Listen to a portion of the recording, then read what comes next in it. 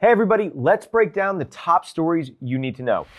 Earlier this week, police arrested a suspect connected to the killing of UnitedHealthcare CEO Brian Thompson, which happened outside a hotel in New York City last week. New York police released photos and asked the public for any help and any tips. After a 5-day search, a 26-year-old was spotted in Altoona, Pennsylvania, and has been charged with murder in New York and is being held without bail in Pennsylvania for gun charges and other crimes. The motive behind the shooting is still being investigated, but cops found multiple items connecting him to the shooting at the time of the arrest. So what happens now?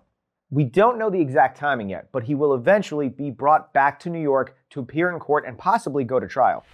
The other big story this week is out of Syria, a country in the Middle East. Rebels seized control of the capital, Damascus, last weekend and declared the country free from the Assad regime, which has ruled for 50 years. President Bashar al-Assad fled to Russia, one of his allies, for asylum. The prime minister under Assad said he'll ensure a peaceful transfer of power, which reportedly has already begun. Assad's brutal and dictator-like rule was supported by Russia, Iran, and the political party and armed group Hezbollah. Syria has been involved in a 13-year civil war, and in that time, Assad's brutality increased. Hundreds of thousands of Syrians have died and more than 14 million have been displaced by Assad. Earlier this week, the people of Syria were seen celebrating in the streets. Home to multiple ethnic and religious groups, they were often pitted against each other under Assad. Multiple groups worked together to overthrow the government, but the rebellion was led by HTS, a group considered to be a terrorist organization by the US and others. Those same leaders, including President Biden, are hopeful for a transition to a stable, peaceful government, but are cautious too. Make no mistake, some of the rebel groups that took down Assad have their own grim record of terrorism and human rights abuses. We've taken note of statements by the leaders of these rebel groups in recent days, and they're saying the right things now. But as they take on greater responsibility, we will assess not just their words, but their actions. The leader of the HTS has named an interim prime minister, and they've begun pulling together a transitional government.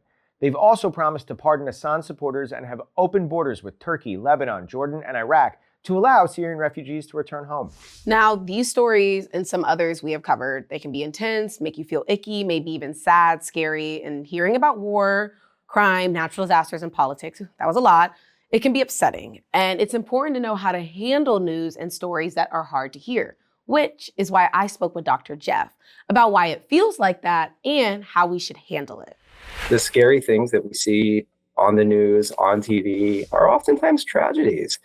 Tragedies are things that happen that cause a lot of suffering to people. We just want to take time to think about all the people who were affected and then try to put ourselves in their shoes, right? And that's called compassion. When you can have compassion for people who were involved in something scary that you weren't a part of, it's just trying to imagine the suffering that they're going through.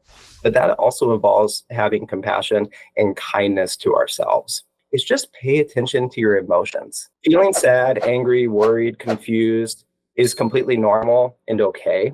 And let's talk about why. We have emotions for a reason. They're there to help us. Our emotions, yes, even the strong and difficult ones, are actually on our team trying to protect us and help us solve problems. What would you say are some tips for being kind for yourself? There's some things that we can do to make those feelings pass. And we call those coping skills.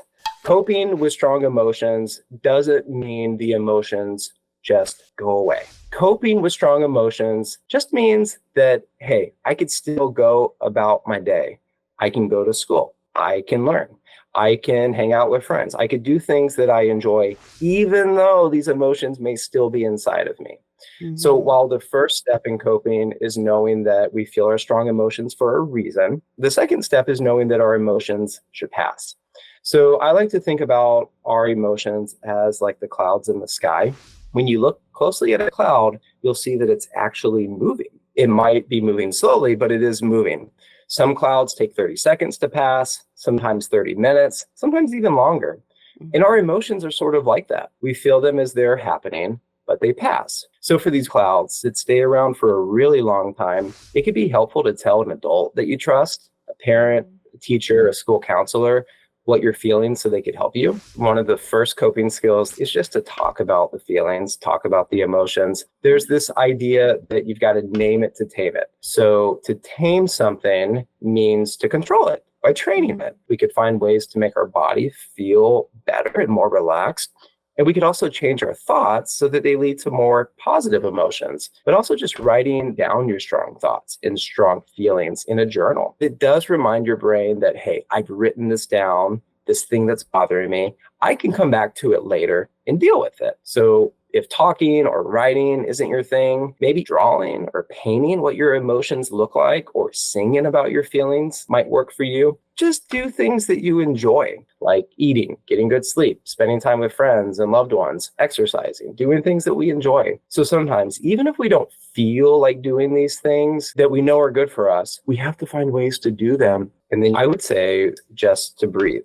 But it's a special type of breathing that we call mindful breathing. It's like regular breathing, but you're really giving your attention to the in-breath. So breathing in slowly through your nose, hold it, and then you slowly release the breath through the mouth. And really focusing on following the breath to see where the breath goes. And it really is simple, but after doing it a few times, you may start to feel a bit calmer, and those emotion clouds may have to move along a bit. Honestly, I feel better listening to Dr. Jeff already. I do too. I felt even better during the conversation. And we'll be back with more news next week. See you guys. Have been involved. Oops, sorry. It's okay. Thank you.